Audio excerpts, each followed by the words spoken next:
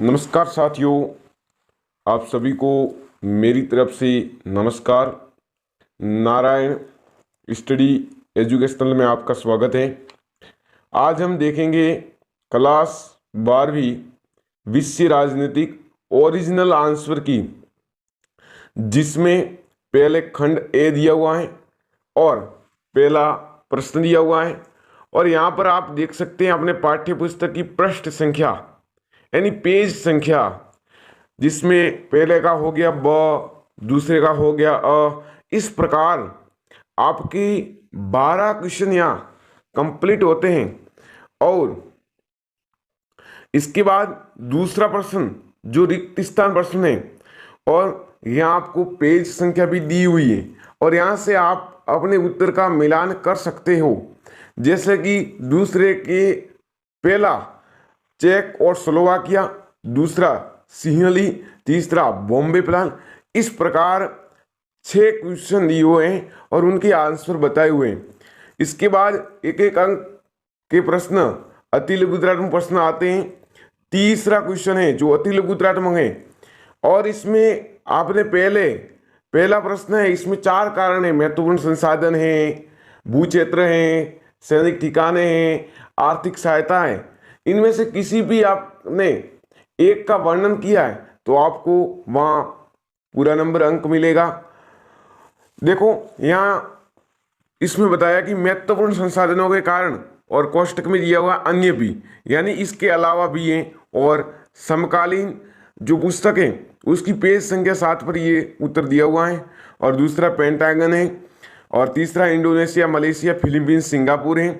और यहाँ हर एक प्रश्न की पेज संख्या डाली हुई है और आप अपने पुस्तक से अपना इस उत्तर का मिलान कर सकते हो। और इस प्रकार आपके यहाँ पर 12 प्रश्न पूरे होते हैं और एक एक अंक वाले 30 कुल प्रश्न हैं। और उसके बाद खंड ब, चौथा क्वेश्चन गोर्बाचेव, जो कि नाम पूछा था कि सोवियत संघ के अंतिम राष्ट्रपति कौन थे, तो मिखाइल गोर्बाचेव या गोर्बाचेव लिखा, आपका एक ही उत्तर है, वो राइट हो जाएगा।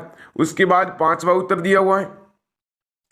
देखो 5वें का 2 दिया हुआ है, अमेरिकी संस्थागत बुनावट, अमेरिकी समाज की प्रकृति और जनसंचार। इसके अलावा आपने एक और वर्णन कर दिया है कि नाटो का लिख दिया, तो भी आपका उत्तर सही होगा और आपको अंक पूरे मिलेंगे। इसके बाद 6ठा क्वेश्चन है कृषि उत्पादनों में वृद्धि, ग्रामीण आय में वृद्धि। उसके बाद 7वां क्वेश्चन है जम्मू कश्मीर में आतंकवादी घटना है, पंजाब में खालिस्तान आंदोलन का सहायता है। ये बिल्कुल सरल प्रश्न था और आपने मन से ये भी प्रश्न किया है तो आपको वहाँ नंबर पूरे मिल सकते हैं, क्योंकि ये ऐसा ही प्रश्न था, इसलिए आपको इस प्रश्न में ज़्यादा अंक कटने की संभावना कम है।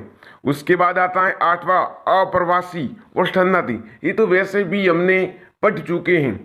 और 9वां क्वेश्चन, 10वां क्वेश्चन, देखो 10वें क्वेश्चन में कई साथियों ने इसमें ब्रिटिश प्रांत लिखा और रजवाड़े लिखे और कई साथियों ने लिख दिए भारत और पाकिस्तान, तो उसके अनुसार आपको एक अंक मिल सकता है, क्योंकि इसमें कंफ्यूजन का प्रश्न था। यदि प्रश्न दिया होता कि स्वतंत्रता के पश्चात या स्वतंत्रता से पहले भारत है वो कितने हिस्सों में था, तो ये प्रश्न इसका सही आंसर ये हो जाता, परंतु इसने भाग का पूछ लिया, इससे बच्चे कंफ्यूज हो गए हैं, साथी कंफ्यूज हो गए हैं, इसलिए सही उत्तर ये हो गया। और यदि आपने भारत और पाकिस्तान लिखा है तो वहाँ आपको एक अंक दे दिया जाएगा। इसके बाद 11वां, 12वां, और 12वां तो बिल्कुल सरल ही प्रश्न था। 13वां दिया हुआ है, 14वां बिल्कुल आपके पॉलिटिकल साइंस में बिल्कुल सरल पेपर आया है, और 16वां है, 17वां। देखो अब यहाँ था खंड स, और इसमें एग्जामिनर है या एग्जामिनर समझ जाता है कि कौन से प्रश्न में कितने अंक दे दिए जाए, और इस 12वीं ने जो शॉर्ट उत्तर दिए हैं कि इनसे जो एग्जामिनर है वो समझ जाता है कि किस बच्चे ने क्या लिखा है। देखो 17वां का हो गया कि अर्थव्यवस्था तहस नहस है, दूसरी राजनीतिक ढांचा चरमरा गया, रूसी मुद्रा रूबल से गिरावट, मुद्रास्फीति में वृद्धि, और आदि कारण आपने भी लिखे। और इसके अलावा जो भी कारण थे तो आपको इसमें अंक दे दिए जाएंगे। इसके बाद 18वां प्रश्न है जो कि समकालीन अपनी जो किताब है उनका 79 पेज संख्या है, वहां आप देख सकते हैं। और ये तो बिल्कुल सरल प्रश्न था। 19वां प्रश्न है, फिर 20वां प्रश्न है, इसी प्रकार आपका 21वां प्रश्न है, 22वां प्रश्न है और यह 23वां कंप्लीट हो जाता है। और देखो यहाँ दी हुई आपको पेज संख्या, तो यहाँ से आप अपने उत्तर का मिलान कर सकते हो।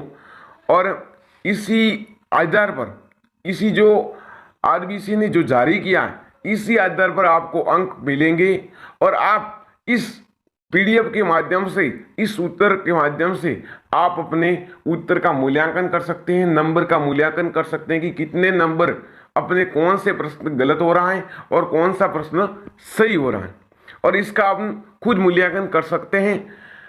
और रही बात, कई प्रश्न थोड़े बहुत गलत हुए हैं, सबको ऐसा लग रहा है कि नंबर कट जाएंगे या नहीं देंगे, ऐसी कोई बात नहीं है। जो भी कुछ आपने प्रश्न लिखा है उनमें एग्जामिनर आधा 1 नंबर दे दिया जाएगा। वो आपके उत्तर पर डिपेंड करता है कि आपने क्या उत्तर लिखा है। कोई भी एग्जामिनर है वो किसी भी बच्चे का अहित नहीं चाहता है, सबका भला करना चाहता है। इसलिए आपने कोई भी प्रश्न नहीं छोड़ा होगा। मैं आशा करता हूं कि आपने कोई भी प्रश्न नहीं छोड़ा, और जैसा भी लिखा है उसमें आपको अंक दे दिए जाएंगे। घबराने की कोई आवश्यकता नहीं है और आपका अच्छा रिजल्ट रहेगा।